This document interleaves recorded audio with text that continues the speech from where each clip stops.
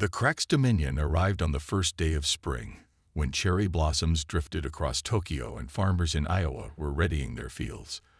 Their ships, angular crystalline structures that refracted sunlight into rainbow patterns, positioned themselves above every major city on Earth.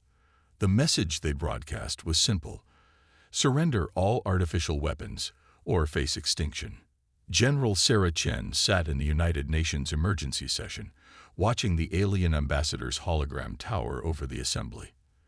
The creature's crystalline exoskeleton caught the light, creating mesmerizing patterns that did nothing to disguise its predatory nature. Your species has been classified as potentially violent, but technologically inferior, Ambassador Zixna announced, mandibles clicking in what the humans would later learn was amusement. The Dominion offers you a choice. Surrender your primitive weapons and join us as a protectorate, or resist and be eliminated. You have 6 hours to comply. Sarah watched the politicians argue, but her mind was already racing with possibilities. As Earth's highest-ranking military strategist, she understood something the aliens had missed entirely. Humans hadn't survived on a death world by relying on artificial weapons alone. "We accept your terms," she announced, stepping forward. The room erupted in chaos, but she continued, her voice cutting through the din. "We will begin disarmament immediately." Zixna's crystalline features shifted in what might have been surprise. "You understand this includes all projectile weapons, explosive devices, energy weapons, and any tools designed primarily for combat." "Completely understood," Sarah replied, allowing a slight tremor of fear to enter her voice. "We recognize the futility of resistance." Over the next 6 hours, humanity surrendered its arsenal.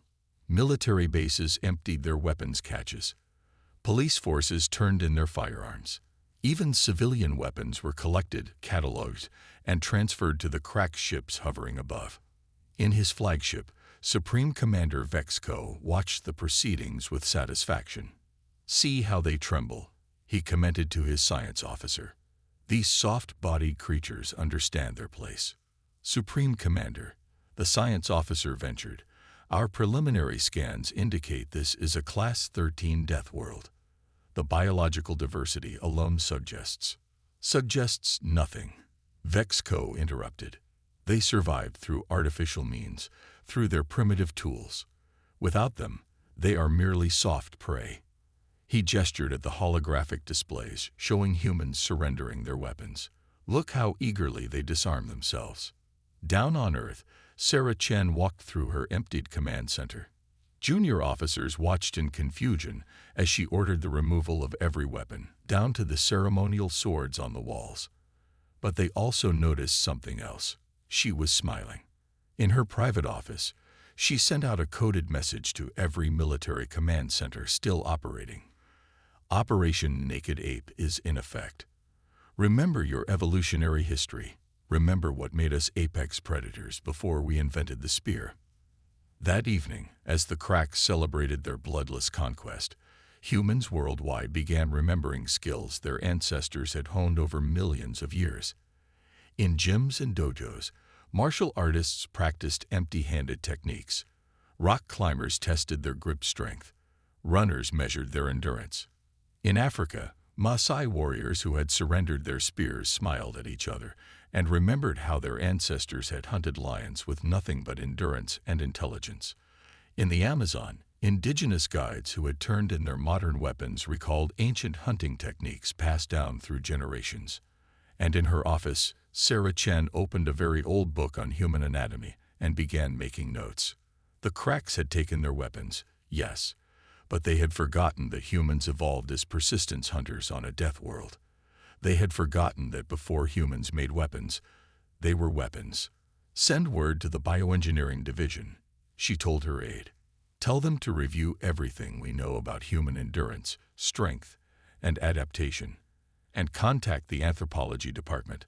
I want every record of pre-technological hunting and survival techniques from every culture on Earth." The aide paused at the door. "General, the aliens said no weapons." Sarah smiled. "They said no artificial weapons. They never said anything about natural ones. and they're about to learn why humans are classified as apex predators, even without tools. As night fell across Earth, the Cracks celebrated their easy victory, unaware that they had just made the most dangerous mistake possible. They had forced humanity to remember its roots as nature's perfect pursuit predator. They had taken away humanity's artificial advantages, never realizing that humans themselves were the most dangerous weapons of all. The cherry blossoms continued to fall in Tokyo, and in Iowa, farmers looked at their calloused hands and remembered that long before humans had tools, they had something far more dangerous: the intelligence to use anything and everything as a weapon, and the evolutionary history to back it up. The Cracks had wanted humans to disarm. Instead, they had stripped away the thin veneer of civilization and were about to face something far more primal: humans who were forced to remember they were Deathworld apex predators. And in the coming days, they would learn exactly why that was a mistake. The first sign that the Cracks had made a terrible mistake came 3 weeks into the occupation in a small farming community in Vietnam. A patrol of crystalline soldiers disappeared without a trace, their final transmission containing only confused references to primitive irrigation techniques. In his command ship, Supreme Commander Vexco crushed a report crystal in his grip. "Explain," he demanded. "How did primitives without weapons eliminate an elite patrol?" The intelligence officer's crystalline form shimmered nervously. "The humans. They flooded the rice paddies, Supreme Commander. The patrol's weight and composition caused them to sink. Their systems were compromised by the mud and organic compounds in the water. They used farming techniques as a weapon." Vexco's voice carried equal parts disbelief and rage. "That's not all," the officer continued. "Reports are coming in worldwide. In Finland, 3 scouts were disabled by something the humans call sauna steam. In Australia, a patrol was incapacitated by fermented plant matter they claim was just home brewing. In Mexico, an entire security detail was neutralized by capsaicin extraction. Meanwhile, in her underground command center, Sarah Chen reviewed the growing list of successes. The resistance wasn't using weapons. They were using knowledge. Generations of cultural and practical expertise were becoming Earth's new arsenal. "Report from Brazil," her aide announced. "The indigenous groups are using their knowledge of local plant toxins. Nothing lethal, but the Cracks' environmental suits can't handle the organic compounds. Their filters keep clogging." Sarah nodded, marking another success on her global map. The Cracks had expected submission when they took humanity's weapons.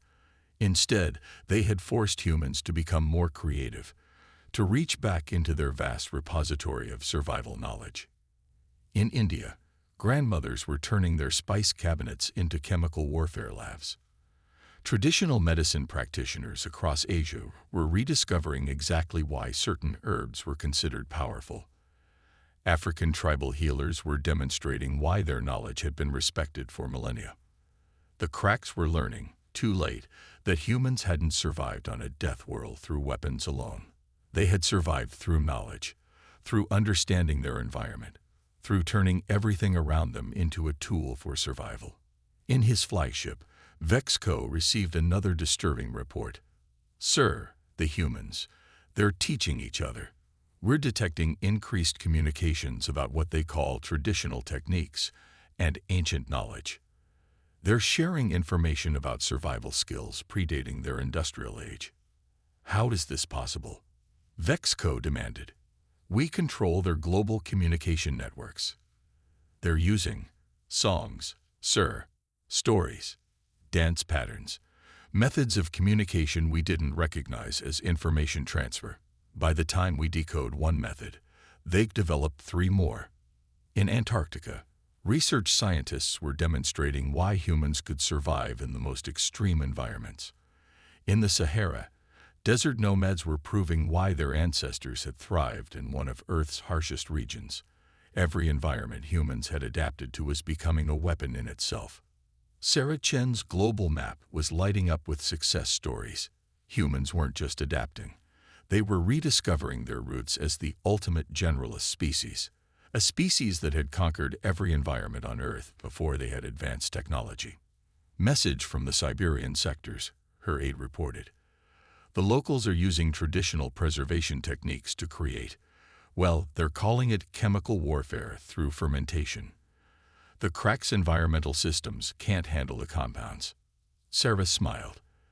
The aliens had expected humans to be helpless without their modern weapons. Instead, they had forced humanity to remember that everything was a potential tool, and humans were the universe's best tool users. In the streets of occupied cities, the Cracks began to notice changes. Humans weren't cowering anymore. They walked with the quiet confidence of predators, their eyes carrying the weight of ancient knowledge. They smiled too much, and those smiles reminded the Cracks uncomfortably of Earth's other apex predators. Sir, a junior officer reported to Vexco, we're detecting increased neural activity in human population centers. Their brains are adapting, showing patterns we've never seen before. Impossible, Vexco snapped. We disarmed them. They're helpless. No, sir, the officer replied, his crystalline form trembling slightly. We didn't disarm them. We forced them to remember they don't need arms. And, sir, they're starting to teach their children, not their modern education. They're teaching them how their ancestors survived, how they became apex predators before they had tools. In her command center, Sarah Chen received word that Phase 2 was ready. Humans hadn't just remembered their ancient knowledge, they had started combining it with their modern understanding of science. They were rediscovering why every human adaptation, every piece of cultural knowledge, every survival technique had worked. And they were improving upon them. The Cracks had wanted humans to disarm. Instead, they had forced humanity to remember that their greatest weapon had never been their tools. It had been their ability to turn anything and everything into a tool. The real war was about to begin, and the Cracks were about to learn why taking away human weapons had been their greatest mistake. Because humans hadn't survived on a death world through weapons alone.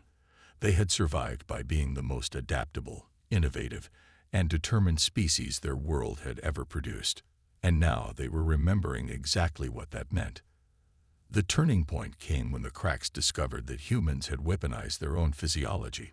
It started in the Marathon sector, what had once been Greece, where a group of recreational runners demonstrated why humans were classified as pursuit predators. A Cracks patrol, equipped with the latest mobility enhancements, spotted suspicious activity and began pursuit. 24 hours later, the exhausted patrol collapsed, their systems overheated and energy depleted. The humans were still running, barely breaking a sweat. Explain this, Supreme Commander Vexco demanded, his crystalline form vibrating with fury. How can soft-bodied primitives outlast our enhanced troops? The chief xenobiologist's response was disturbing. Sir, we've discovered that humans are what they call persistence hunters. Their bodies are literally evolved for endless pursuit. They don't need to be faster. They just need to keep going until their prey collapses. But we're not prey, Vexco snarled.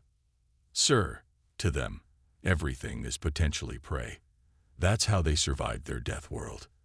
And now they're teaching each other to reactivate these dormant abilities. In her expanding underground network, Sarah Chen received the reports with satisfaction.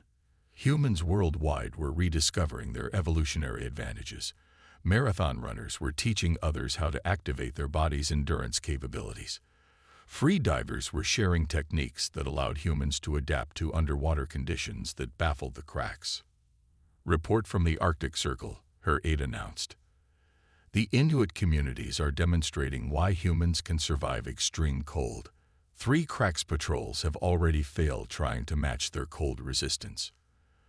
The Cracks had assumed human biological capabilities were static. They hadn't realized that human bodies were adaptable by design, capable of adjusting to almost any condition if given enough time and motivation. In the Amazon, indigenous tribes were showing why humans could thrive in extreme heat and humidity. In the high mountains of Tibet, monasteries were revealing centuries-old techniques for surviving at altitudes that left the cracks gasping through their environmental suits. But the real shock came when humans began actively modifying their biochemistry. Traditional fermentation techniques were being combined with modern understanding of probiotics. Ancient herbal medicines were being analyzed with cutting-edge biochemical knowledge. "Sir," a terrified crack scientist reported, "the humans are deliberately altering their gut bacteria to process compounds that should be toxic. They're not just adapting, they're directing their own evolution." In Australia, Aboriginal communities were demonstrating survival techniques that turned the harsh outback into an unbearable environment for the invaders. African bush trackers were teaching others how to read the environment in ways that made stealth technology useless. The cracks had thought they were dealing with simple bipedal mammals. Instead, they were facing a species that had evolved to be the ultimate adaptive predator. And now that humans were actively accessing these capabilities, the occupation forces were finding themselves increasingly outmatched. Sarah Chen's global network was now sharing information at an unprecedented rate. Ancient breathing techniques were being combined with modern stress management. Traditional movement arts were being analyzed through the lens of biomechanics. Humans weren't just remembering their capabilities, they were upgrading them. "Message from the Indonesian sector," her aide reported. "They've successfully combined traditional breath-holding techniques with modern understanding of oxygen utilization. The coastal defense teams can now operate underwater for periods that, well, the cracks thought were impossible for our species." In his increasingly fortified command center, Vexco received another disturbing report. "Sir, we've detected organized groups of humans. Just sitting." "Sitting?" he demanded. "Yes, sir. They call it meditation. But their brain activity during these sessions, it's like they're rewiring their neural pathways. They're literally redesigning their nervous systems through focused concentration." The cracks had believed that taking away human weapons would reduce them to helpless primitives. Instead, they had forced humanity to remember that their bodies were the result of millions of years of evolution on a death world. Every human was a biological weapon honed by natural selection, and now they were consciously accessing capabilities that had laid dormant in their comfortable technological society. Sarah Chen reviewed the latest global updates with satisfaction. Humans weren't just surviving, they were thriving under the pressure. The cracks' occupation had inadvertently triggered a renaissance of human biological potential. "They thought taking our weapons would make us helpless," she told her staff. "Instead, they forced us to remember that we are the weapon. Every human capability that helped us survive on Earth is being reawakened. And now we're combining ancient wisdom with modern science to enhance these abilities even further." In the field, crack soldiers were increasingly encountering humans who seemed to defy their understanding of biology. Humans who could operate in environments that should have been lethal. Humans who could process toxins that should have been fatal. Humans who could endure conditions that seemed impossible. The occupation forces had expected to find a weakened species once their weapons were removed. Instead, they had awakened something far more dangerous. A species that was remembering why it had become the apex predator of a death world long before it had invented tools. And as the reports of impossible human capabilities continued to flood in, the cracks began to realize their terrible mistake. They hadn't disarmed humanity. They had forced humanity to remember that they had never needed arms to be dangerous. The next phase of the resistance was about to begin, and the cracks were about to learn why taking away human weapons had only made them reach for something far more primal, the biological weapons they had evolved to be. 6 months into the occupation, Supreme Commander Vexco faced a terrifying realization. His forces weren't just fighting humans anymore. They were fighting an entire planet that humans had trained to be their ally. The first major crisis came during monsoon season in Southeast Asia. The cracks had dismissed human warnings about positioning their bases in certain areas. "Our technology can withstand any primitive weather pattern," they had declared. They were wrong. 3 more forward bases lost. Supreme Commander, the operations officer reported, his crystalline form clouded with stress. The humans, They understood the water flow patterns. They knew exactly which ancient irrigation systems to reactivate. Our bases weren't destroyed by weapons. They were destroyed by redirected rainwater. In South America, the Amazon seemed to have declared war on the invaders. The cracks discovered too late that generations of indigenous knowledge had turned the rainforest into a maze of natural traps. Their advanced sensors, designed to detect technology, were useless against the forest's organic defenses. Sarah Chen's resistance network had expanded beyond human operations. They were now coordinating with the planet's natural cycles, using Earth itself as a weapon. Traditional farmers worldwide were demonstrating why their ancestors had learned to read the land. Report from the African savannah, her aide announced. The Maasai have convinced entire herds of elephants to migrate through cracked supply lines. The aliens don't know how to handle megafauna that aren't afraid of their technology. The cracks had expected to fight humans. Instead, they found themselves battling tides, winds, animal migrations, and plant life that seemed to have allied itself with the native species. Their environmental suits, designed to handle artificial weapons, were proving useless against Earth's natural defenses. In Australia, Aboriginal fire management techniques were turning the landscape into an unpredictable battlefield. The cracks found their bases surrounded by precisely controlled bushfires that seemed to defy their understanding of how fire should behave. "Sir," a panicked officer reported to Vexco, "the humans are using something they call controlled burning. But it's not just fire. They're manipulating entire ecosystems. The fires are working with the wind patterns, the wildlife movements, even the seed dispersal of local plants."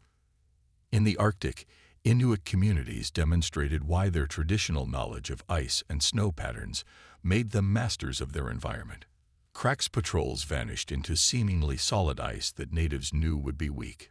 Supply routes were disrupted by snow formations that the humans had predicted weeks in advance.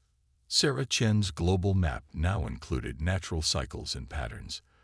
The resistance wasn't just tracking human activities. They were coordinating with seasonal changes, animal migrations, weather patterns, and botanical cycles that humans had studied for millennia. "Message from the Himalayan sector," her aide reported. "The local monasteries have activated ancient avalanche triggers. No technology involved, just precise understanding of snowpack patterns and sound resonance. 3 cracks mountain bases have been completely buried. The cracks had believed their technology made them masters of any environment. They hadn't understood that humans had spent generations learning to work with their planet rather than trying to master it. Every traditional farming technique, every ancient weather prediction method, every indigenous land management practice had become a weapon." In his increasingly isolated command center, Vexco received reports that defied his understanding. "The humans are using birds to track our stealth units, plants to detect our chemical signatures, ocean currents to disrupt our naval operations." "Sir," his science officer explained, "we're discovering that humans didn't just adapt to their death world. They learned to communicate with it. Their traditional ecological knowledge isn't primitive superstition. It's sophisticated understanding of complex natural systems." In the Sahara, desert tribes demonstrated why their ancestors had thrived in one of Earth's harshest environments. They didn't fight the desert. They worked with it. Cracks units found themselves caught in sandstorms that the humans had predicted and avoided with ease. The resistance had evolved beyond human tactics. Earth itself seemed to have joined the fight, guided by generations of human knowledge. Every natural force that had shaped human evolution was now being turned against the invaders. "They understand this world in ways we never considered," a Cracks analyst reported. "Their ancient knowledge isn't outdated. It's a sophisticated database of environmental patterns and natural cycles. They're not using weapons against us. They're using the planet itself." Sarah Chen reviewed the latest successes with quiet satisfaction. The cracks had thought they were occupying a planet.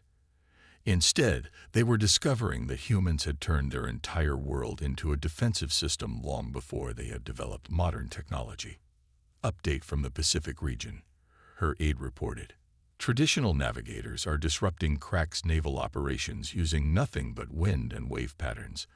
They're predicting weather changes that our best technology can't detect. The occupation forces had expected to dominate a conquered world. Instead, they found themselves fighting a planet that had been trained for millennia to work with its dominant species. Every natural force, every ecological cycle, every environmental pattern had become a weapon in humanity's arsenal. And as their casualties mounted and their operations failed, the Cracks began to understand their gravest error. They hadn't just challenged humanity. They had challenged an entire planet that humans had spent their entire existence learning to work with rather than against. The final phase was approaching, and Earth itself seemed eager to show why it had produced such formidable apex predators in the first place. The end began with a simple realization that shook the Cracks' dominion to its crystalline core. They hadn't invaded a primitive world inhabited by helpless beings. They had invaded a death world that had spent millions of years crafting the perfect predator. Supreme Commander Vexco stood in his command center, watching his empire crumble. The holographic displays showed a pattern that seemed impossible. His technologically superior forces were being systematically dismantled by what his species had dismissed as primitive biological entities. Final analysis, Supreme Commander, his chief scientist reported, voice trembling. We fundamentally misunderstood what humans are. They're not tool users who became dangerous. They're apex predators who learned to make tools. In the field, the Cracks were facing an enemy that seemed to become more formidable with each passing day. Humans weren't just using their environment. They were demonstrating why evolution had shaped them into the ultimate adaptable species. Sarah Chen's global resistance had entered its final phase. Operation Genesis, she called it. A reminder of what humans had been before they had technology, and what they could still be when pushed to their limits. The Cracks made 3 critical mistakes, she explained to her command staff. First, they assumed our weapons made us dangerous. Second, they thought our technology was our strength. But their biggest mistake, they forgot that everything we built, every weapon we made, came from the same source: the human drive to survive on a death world. Reports flooded in from around the globe. In Indonesia, free divers were shutting down underwater Cracks installations by simply outlasting their life support systems. In the Andes, highland communities were outmaneuvering Cracks forces in high-altitude environments that left the invaders gasping. Sir, a Cracks officer reported to Vexco, the humans, they're not fighting us with weapons anymore. They're just surviving better than we can kill them. The revelation was devastating. The Cracks had built their empire on technological superiority, but they were facing a species that had evolved to thrive on challenges. Every attempt to suppress humans only seemed to make them more dangerous. In Africa, trackers were running Cracks patrols to exhaustion, demonstrating why humans were the galaxy's premier persistence predators. In Siberia, communities were surviving extreme conditions that caused Cracks' environmental suits to fail. Every environment that should have killed humans instead seemed to energize them. Sarah Chen received the reports with grim satisfaction. Message from all sectors, her aide announced.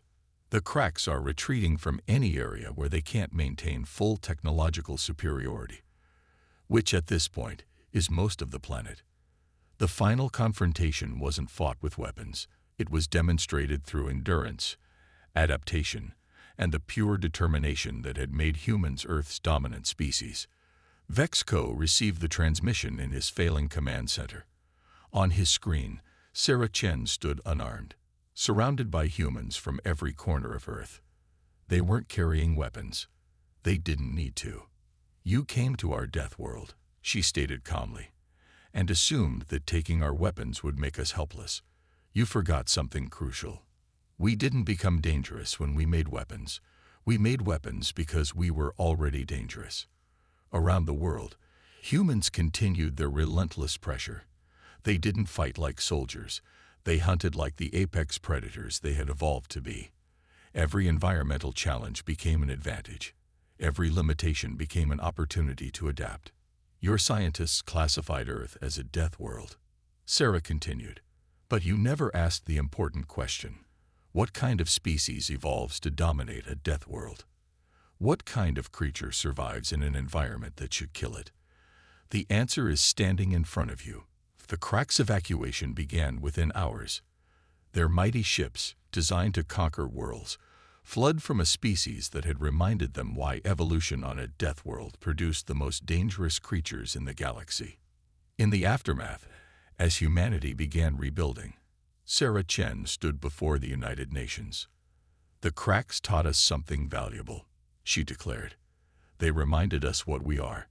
Not what our weapons make us, not what our technology allows us to do, but what we truly are, a species that evolved to survive anything a death world could throw at us. The galactic community received a new classification for Earth and its inhabitants. No longer was it simply listed as a death world. Now it carried a new warning. Home to humans, a species that evolution itself failed to kill. In his defeat, Vexco filed one final report to the Dominion. Do not attempt to disarm humans. Their weapons are not what make them dangerous. They are dangerous because they exist. They are dangerous because they evolved on a world that should have killed them. But most importantly, they are dangerous because every attempt to make them less dangerous only reminds them why they became dangerous in the first place. On Earth, humans began integrating their rediscovered capabilities with their rebuilt civilization. They maintained their technologies and rebuilt their weapons, but they never forgot the lesson the Cracks had taught them. Their greatest weapon had never been their tools or their technology. Their greatest weapon was, and always had been, the relentless drive to survive that had made them the apex predators of a death world. The Cracks had tried to disarm humanity, only to discover that humans themselves were the most dangerous weapons Earth had ever produced. And as humanity looked to the stars again, they carried with them a new understanding of their own nature. They were not simply tool users or weapon makers. They were the ultimate product of evolution on a death world. A species that had become dangerous not because of what they could make, but because of what they inherently were. The galaxy would remember. Never try to disarm a species that had evolved to be a weapon.